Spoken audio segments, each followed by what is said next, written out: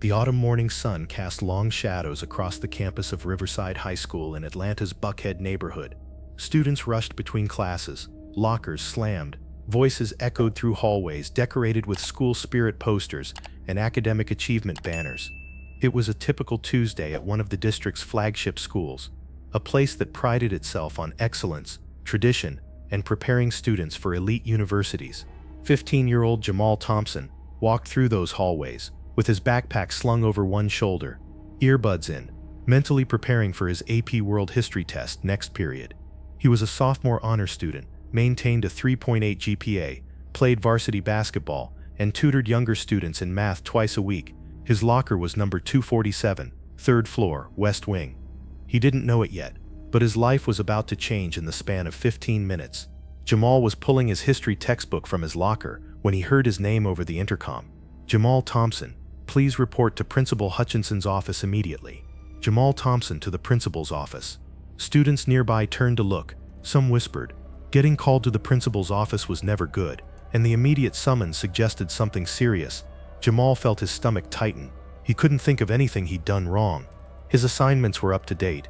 He hadn't been in any fights, hadn't violated dress code, but the anxiety was automatic, conditioned by years of knowing that being a black boy in a predominantly white school meant you were always one accusation away from trouble. He closed his locker and headed downstairs, each step heavy with apprehension. Principal Robert Hutchinson had been at Riverside High for 18 years, the last 12 as principal. He was a fixture, a man who valued order, discipline, and the school's reputation above all else. His office walls were covered with his credentials, degrees from Georgia State, certificates from administrator training programs, photos of him with local politicians and business leaders who'd graduated from Riverside.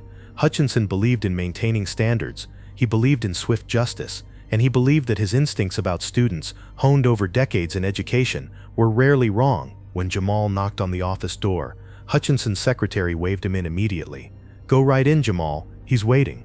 Jamal entered the office and found Hutchinson sitting behind his desk, arms crossed, face set in an expression of stern disapproval. Standing next to the desk was another student, Brandon Marshall, a junior whose father was a prominent attorney in Atlanta.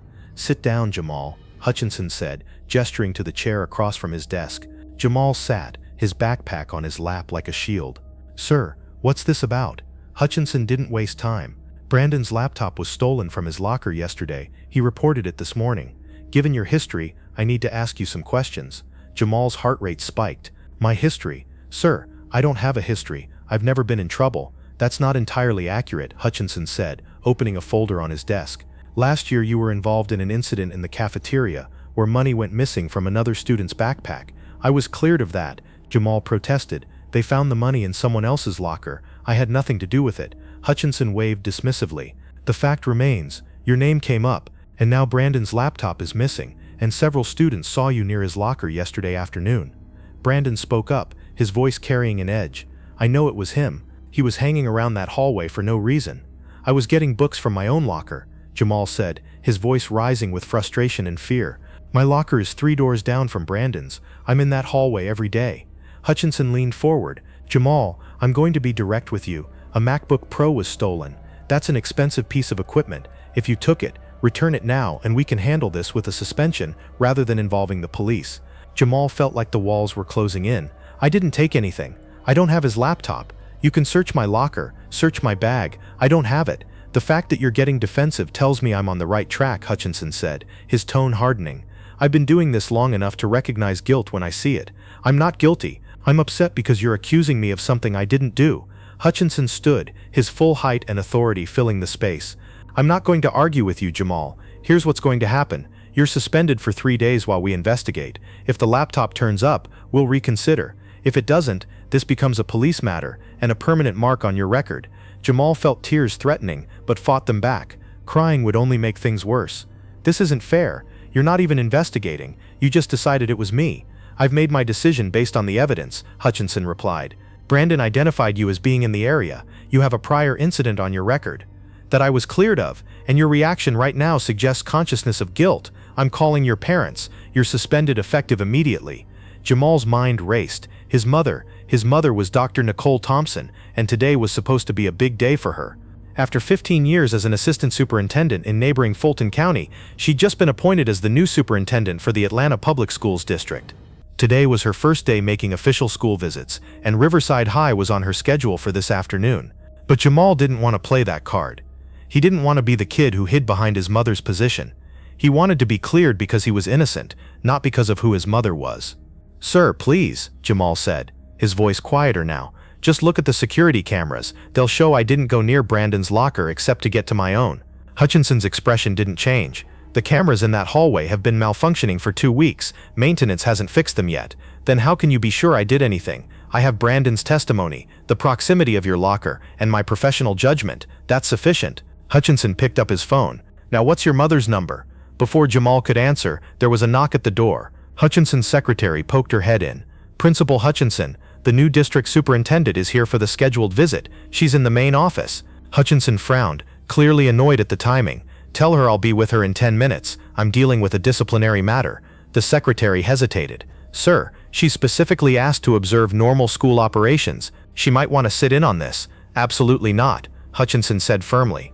"This is a confidential student matter. Tell her I'll give her a full tour once I'm finished here." The secretary nodded and disappeared. Hutchinson turned back to Jamal. "Your mother's number?" Jamal's hands were shaking as he pulled out his phone. He showed Hutchinson the contact information. The principal began dialing. What happened next occurred so quickly that Jamal would later struggle to piece together the exact sequence of events. The door to the principal's office opened. A woman in a charcoal pantsuit with a district administrator badge on a lanyard walked in, followed by the flustered secretary trying to stop her. "Sir, I told her you were busy." The woman's eyes swept the room, landing on Jamal. Her professional composure cracked for just a fraction of a second, replaced by a flash of recognition and concern. Then it was back, the mask of authority firmly in place. "Principal Hutchinson," the woman said, her voice level but carrying an edge. "I'm Dr. Nicole Thompson, the new district superintendent. I believe you were expecting me this afternoon, but I decided to arrive early to observe authentic school operations. I hope I'm not interrupting anything important." Hutchinson had frozen mid-dial, his face going through several color changes. "Dr. Thompson, of course. Welcome to Riverside High. This is just a routine disciplinary matter. Perhaps we could step into the conference room and begin your tour." "A disciplinary matter involving this student?" Dr. Thompson asked, nodding toward Jamal. Her eyes met her son's for the briefest moment, and a silent communication passed between them. "Stay calm. Let me handle this." "Yes, a theft accusation. Nothing that need concern the district office." "On the contrary," Dr. Thompson said, moving further into the room, "student discipline is very much a concern of the district office, especially when it comes to ensuring equity and due process. May I sit in on this meeting?" Hutchinson looked trapped. He couldn't refuse the superintendent without raising immediate red flags, but something in her tone suggested this wasn't going to go well for him. "Of course," he said weakly. "Though as I said, it's fairly routine." Dr. Thompson took a seat in the empty chair next to Jamal. Up close, the family resemblance was unmistakable. The same eyes, the same set to the jaw, the same presence, but Hutchinson was too flustered to notice. "Please, continue as you were," Dr. Thompson said. "Pretend I'm not here." Hutchinson cleared his throat. "Right. Well, this student Jamal Thompson." He stopped abruptly, the name suddenly registering. "Thompson?" Thompson said calmly. "Please continue. You were saying?" The principal's face had gone pale. "Is he? Are you?" "I'm his mother," Dr. Thompson said, her voice now carrying the full weight of her authority. "And I'm very interested to hear what disciplinary matter has brought my honor student son to your office on my first day as superintendent." The room went silent except for the ticking of the clock on the wall. Brandon Marshall looked like he wanted to disappear. Hutchinson seemed to be struggling to breathe. I didn't realize," Hutchinson stammered. "I was just following protocol." "Protocol," Dr. Thompson repeated. "Let's discuss that protocol. From the beginning. What exactly is my son being accused of?" Hutchinson's hands were shaking now. "There was a laptop stolen from another student's locker. Brandon here reported it this morning. Several students saw Jamal in the area." "In the area of his own locker?" Dr. Thompson asked pointedly. "Well, yes, but, and do you have any direct evidence linking my son to this theft?" "Video footage, witness statements placing him at the scene. The cameras in that hallway are broken." "How convenient. So you have no video evidence. Do you have physical evidence?" "Was the laptop found in Jamal's possession? In his locker? His backpack?" "No, but I was about to search, without parental consent or notification." Dr. Thompson's voice was sharp now. "That's a violation of district policy. Were you planning to read him his rights? Contact the school resource officer? Or were you planning to handle this yourself?" Hutchinson's silence was answer enough. Dr. Thompson turned to Brandon. Young man, you reported your laptop stolen. When exactly did you last see it? Brandon shifted uncomfortably. Yesterday afternoon. I left it in my locker during gym class. And when did you notice it was missing? This morning when I opened my locker. So potentially 12 to 15 hours elapsed between when you last saw it and when you discovered it missing. During which time, how many students had access to that hallway? Brandon didn't answer. Dr. Thompson turned back to Hutchinson. Principal Hutchinson, walk me through your investigative process. How did you determine that my son was the primary suspect? Hutchinson opened and closed his mouth several times. He was in the area, and there was a prior incident where he was cleared of all wrongdoing, Dr. Thompson corrected, which, by the way, should have been expunged from his record per district policy. The fact that you're using a false accusation to justify another false accusation suggests a pattern that concerns me greatly. She stood, her full authority filling the room. Let me be very clear about what I observed when I walked into this office. I saw a principal who had already decided my son was guilty without conducting any meaningful investigation. I saw a student being denied due process. I saw assumptions being made based on what exactly? Because from where I'm sitting, the only distinguishing factor that makes my son a more likely suspect than any other student in that hallway is the color of his skin. That's not, I would never, Hutchinson protested weakly. Wouldn't you? Dr. Thompson pulled out her tablet and began pulling up files. I spent the last week reviewing disciplinary records across the district as part of my transition into this role. Would you like to know what I found about Riverside High? Hutchinson didn't respond. Black students make up 18% of your school population, but account for 47% of all suspensions. Black students are 3 times more likely to be searched for contraband. Black students receive harsher punishments for the same infractions as white students. And when accusations are made, black students are presumed guilty, while white students are given the benefit of the doubt. She turned her tablet toward Hutchinson, showing graphs and data. This is systematic. This is a pattern. And this situation with my son is a perfect example of that pattern in action. Hutchinson had no response. His earlier authority had completely evaporated. Dr. Thompson turned to Brandon. Young man, I suggest you look more carefully for your laptop. Check your car, check your home, check with friends you may have lent it to, because if it turns out you simply misplaced it and allowed another student to be falsely accused, there will be consequences. Brandon nodded quickly, suddenly eager to leave. You're dismissed, Dr. Thompson said. Brandon practically ran from the office. Once he was gone, Dr. Thompson turned back to Hutchinson. As for you, Principal Hutchinson, I'm placing you on administrative leave, effective immediately, pending a full investigation into your disciplinary practices. You can't do that, Hutchinson protested. I've been at this school for 18 years. I have tenure, the teachers' union. I absolutely can do that, Dr. Thompson replied firmly. I am the superintendent of this district, and when I observe a principal violating district policy, denying students due process, and engaging in what appears to be discriminatory behavior, I have not only the authority, but the obligation to act. She pulled out her phone and made a call. Yes, this is Superintendent Thompson. I need the Director of Human Resources and the district's legal counsel to meet me at Riverside High immediately. We have a situation that requires immediate attention. After ending the call, she looked at Jamal, her expression softening slightly. Jamal, you're free to return to class. This matter is closed as far as you're concerned. There will be no suspension, no mark on your record, nothing. Jamal stood slowly, still processing everything that had happened. Mom, we'll talk later, she said gently. Right now, go back to class. You have a test next period, don't you? Jamal nodded, grabbed his backpack, and walked toward the door. At the threshold, he turned back. Thank you. Dr. Thompson gave him a small smile. That's what mothers do, sweetheart. And that's what superintendents should do, protect students and ensure fairness. The fallout from that afternoon was immediate and far-reaching. Within hours, word had spread throughout Riverside High that the new superintendent had walked in on the principal, about to suspend her son without evidence. Students whispered about it in hallways. Teachers discussed it in the faculty lounge, and parents started calling the district office with questions. The investigation into Principal Hutchinson's practices took 3 weeks. What it uncovered was damning. Years of disproportionate discipline against black students, documented cases where white students received warnings for infractions that resulted in suspensions for black students, a pattern of assumptions and prejudgments that had gone unchecked because Hutchinson had been at the school for so long that he'd become untouchable. The teachers' union tried to defend him, arguing that he deserved due process. Dr. Thompson agreed, which is why she'd launched a formal investigation rather than simply firing him. But when the evidence was presented, even the union had to acknowledge that Hutchinson's behavior was indefensible. He was terminated from his position at Riverside High, but offered the option to resign rather than be fired. He chose resignation, ending his career in education without the ability to badmouth the district or appeal the decision. The story made local news. New superintendent's son falsely accused. Pattern of discrimination uncovered at flagship school became a headline that sparked district-wide conversations about equity, implicit bias, and accountability. Some people criticized Dr. Thompson, claiming she'd only acted because her own son was involved. She addressed this directly in a press conference. "People are correct that my intervention at Riverside High was personal," she said. "I walked into that office and saw my son being treated unjustly. But here's what I want everyone to understand. Every child in this district is someone's son or daughter. Every child deserves the same protection, the same due process, the same presumption of innocence that I demanded for Jamal." She paused, looking directly at the cameras. "If it took my son being falsely accused for us to uncover and address systemic bias at Riverside High, then I accept that. But my commitment is this: I will fight just as hard for every student in this district, because they all deserve better than what we've been giving them." The press conference went viral. Dr. Thompson became a national figure overnight, praised for her willingness to confront difficult truths and her commitment to equity in education. But for Jamal, the aftermath was more complicated. He returned to Riverside High the next day to find himself at the center of attention. Some students treated him like a celebrity.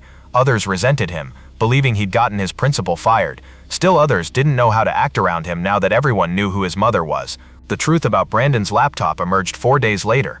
Brandon's younger brother had borrowed it without asking, taken it to his own school, and left it in his locker there. The entire accusation had been based on a misunderstanding, but that misunderstanding had nearly destroyed Jamal's academic record and emotional well-being. Brandon apologized to Jamal in the cafeteria one afternoon, surrounded by other students. "I'm sorry, man. I really thought it was stolen. I should have looked harder before I blamed you."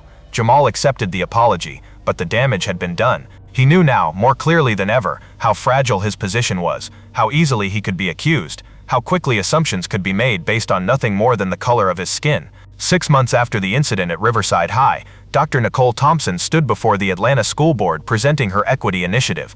The program included mandatory implicit bias training for all administrators, revised disciplinary procedures with built-in accountability, independent review of all suspension decisions involving students of color, and regular audits of disciplinary data to identify patterns of discrimination. The board approved the initiative unanimously. Over the next year, suspension rates for black students dropped by 32% across the district, academic performance improved, parent satisfaction increased, and Riverside High, under new leadership, became a model for equitable discipline practices. Dr. Thompson's office received letters from parents across the district, many of them sharing their own stories of children who'd been unfairly targeted, accused, and punished.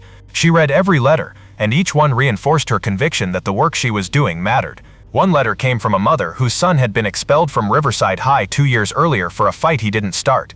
"If you had been superintendent then," the woman wrote, "my son might still be in school. Instead, he dropped out, got his GED, and is now working at a warehouse. He's a good kid who lost his chance at college because one administrator decided he was guilty without evidence. Thank you for making sure other mothers don't have to go through what I did." Dr. Thompson kept that letter in her desk drawer. On difficult days, when the resistance to change felt overwhelming, she'd pull it out and remember why this work mattered. 2 years after the incident, Jamal Thompson stood in the auditorium at Riverside High as the valedictorian of his graduating class. He'd maintained his 3.8 GPA, continued playing basketball, and been accepted to Morehouse College with a full academic scholarship. His valedictory speech didn't mention the incident with Principal Hutchinson directly, but the lessons from it were woven throughout. 2 years ago, Jamal began. Looking out at the packed auditorium, I learned that sometimes the system doesn't work the way it's supposed to. Sometimes people in positions of authority make assumptions. Sometimes innocent people get accused. Sometimes fairness takes a back seat to convenience. He paused, finding his mother in the audience. She sat in the front row, tears already streaming down her face. But I also learned something else. I learned that change is possible. I learned that one person standing up and demanding better can shift an entire system. I learned that accountability matters, that evidence matters, that treating people with dignity and respect matters. The audience was silent, hanging on every word. To my fellow students, especially those who look like me, I want you to know this. You will face moments where someone decides who you are before they know you. You will encounter people who assume the worst about you based on nothing but your appearance. You will be accused of things you didn't do, questioned about things you shouldn't have to explain, and forced to prove yourself in ways others never have to. His voice grew stronger. But don't let that break you. Don't let it make you smaller. Don't let it convince you that you deserve less than anyone else, because you don't. You deserve due process. You deserve the presumption of innocence. You deserve to be seen for who you really are. The applause started slowly, then built into a standing ovation. Dr. Thompson stood with everyone else, openly crying now, proud of her son, not just for his academic achievements but for his courage, his resilience, and his willingness to speak truth even when it was uncomfortable. After the ceremony, as families gathered for photos and celebrations, Robert Hutchinson watched from his car in the parking lot. He'd come to see the graduation of the class he'd have overseen, if he'd still been principal. He watched Jamal hug his mother, watched them laugh and take pictures, watched the joy of a young man who'd overcome a false accusation and thrived despite it. Hutchinson started his car and drove away. He'd taken a job as an assistant principal at a small private school, a significant step down from where he'd been. The incident at Riverside had followed him, making it hard to find work in public education. He'd told himself he was the victim, that he'd been unfairly targeted because of political correctness and a superintendent with an agenda. But watching Jamal today, seeing the young man he'd nearly destroyed, Hutchinson felt something he'd been avoiding for 2 years: shame. He'd been wrong, not just about Jamal, but about so many students over so many years. He'd let his assumptions guide his decisions. He'd used his authority to punish rather than to protect. He'd built a career on swift judgment rather than careful investigation, and it had cost him everything. Hutchinson never apologized to Jamal. He never reached out to Dr. Thompson. He simply disappeared from Atlanta's educational community, a cautionary tale about the dangers of unchecked bias and the importance of accountability. 5 years after the incident, Dr. Nicole Thompson was named Georgia's Superintendent of the Year. The award recognized not just her equity initiatives, but her broader work in improving educational outcomes, reducing dropout rates, and creating pathways to success for students from all backgrounds. At the awards ceremony, she was asked about the incident at Riverside High that had launched her tenure as superintendent. "That day changed me," Dr. Thompson admitted, "not because my son was involved, but because it forced me to see what so many parents of black children already knew, that the system wasn't working for everyone equally. That bias exists, even in well-meaning educators, that good intentions aren't enough if the results are discriminatory." She looked out at the audience of educational leaders. "We like to think that education is a great equalizer, and it can be, but only if we're willing to examine our own assumptions, challenge our own biases, and hold ourselves accountable when we fall short." After the ceremony, a young black woman approached Dr. Thompson. She introduced herself as a first-year teacher. "Dr. Thompson, I just wanted to thank you. I graduated from Riverside High 3 years after your son. I was there for the changes you made, and they mattered. They made school feel safer. They made me feel like I was seen, not just as a potential problem to be managed, but as a student with potential to succeed." Dr. Thompson hugged her. "That's why we do this work, not for awards or recognition, but for students like you, and students like my son, and every child who deserves to walk into a school building and be treated with dignity." 10 years after the incident, Jamal Thompson graduated from Morehouse College with a degree in education policy. He'd chosen his career path because of what had happened to him at Riverside High, determined to be part of creating systems that protected students rather than presumed their guilt. His first job was with the Southern Poverty Law Center, working on their education equity initiative. He traveled across the South, documenting cases of discriminatory discipline, helping families navigate appeals processes, and training educators on implicit bias. He often told his story at these trainings. "I was 15 years old, an honor student, never been in trouble. And in the span of 10 minutes, a principal decided I was a thief, based on nothing but proximity and prejudice. If my mother hadn't walked in when she did, I would have been suspended. That suspension would have gone on my record. It might have cost me my scholarship. It could have changed the entire trajectory of my life." He'd pause, looking at the educators in his audience. "Now imagine if my mother hadn't been the superintendent. Imagine if she'd been a single parent working 2 jobs, unable to take time off to fight for me. Imagine if she'd been undocumented, afraid to challenge authority. Imagine if she'd simply accepted what the principal said because she trusted the system to be fair." Another pause. "That's the reality for most students of color who face false accusations. They don't have someone with the power to intervene. They don't have anyone to demand due process. They just have to accept the punishment and live with the consequences." His voice would grow firm. "That's why the work you do matters. That's why questioning your assumptions matters. That's why investigation and evidence matter. Because for every student like me who had someone to advocate for them, there are countless others who didn't." The impact of his trainings was measurable. Schools that participated showed significant reductions in racial disparities in discipline. Administrators reported being more thoughtful about their decision-making processes. And most importantly, students reported feeling safer and more fairly treated. 15 years after the incident at Riverside High, Dr. Nicole Thompson retired from her position as State Superintendent of Education. She'd spent her final 5 years at the state level, implementing equity initiatives across Georgia's entire public school system. At her retirement dinner, Jamal stood to give a toast. "My mother taught me many things," he said, his voice carrying across the banquet hall. "She taught me to work hard, to value education, to treat people with kindness. But the most important lesson she taught me came from a moment she probably wishes had never happened." He looked at his mother, sitting at the head table. 15 years ago, she walked into a principal's office and found her son being falsely accused of theft. And in that moment, she had a choice. She could have used her power to simply protect me and moved on. She could have quietly resolved the situation and let everything else continue as it was. Jamal smiled, but that's not what she did. She used that moment to expose a pattern of injustice. She used her authority, not just to protect her son, but to protect every student who came after him. She turned a personal crisis into systemic change. He raised his glass. "Mom, you taught me that power without purpose is meaningless. That privilege comes with responsibility. That when we see injustice, especially when we have the ability to address it, we have an obligation to act. Thank you for being not just my mother, but a mother to every student who needed someone to stand up for them." The room erupted in applause. Dr. Thompson wiped away tears, overwhelmed by the recognition, but more proud of her son than any award could make her. Later that evening, as the guests departed and the hall emptied, Nicole and Jamal stood together looking at photos from her career displayed around the room. Nicole asked quietly.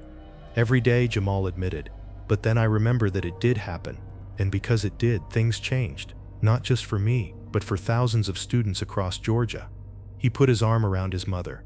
"You saved me that day, Mom.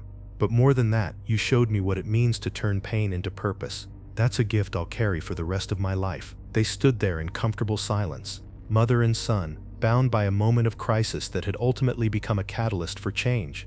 Because sometimes injustice, when confronted rather than accepted, becomes the spark that lights a fire for transformation. And sometimes the people who are meant to protect us fail. But when those people are held accountable, when systems are forced to change, when fairness becomes a demand rather than a hope, that's when real progress begins. Principal Robert Hutchinson had tried to expel a student based on assumptions and prejudice. Instead, he'd sparked a movement that made schools across Georgia more just, more equitable, and more worthy of the students they served. That was the real lesson. Not that mothers should have to be superintendents to protect their children, but that everyone with power has a responsibility to use it for justice, and that justice, once demanded, can change everything.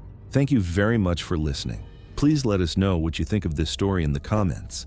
Don't forget to like the video and subscribe to the channel. Turn on notifications so you don't miss any other videos.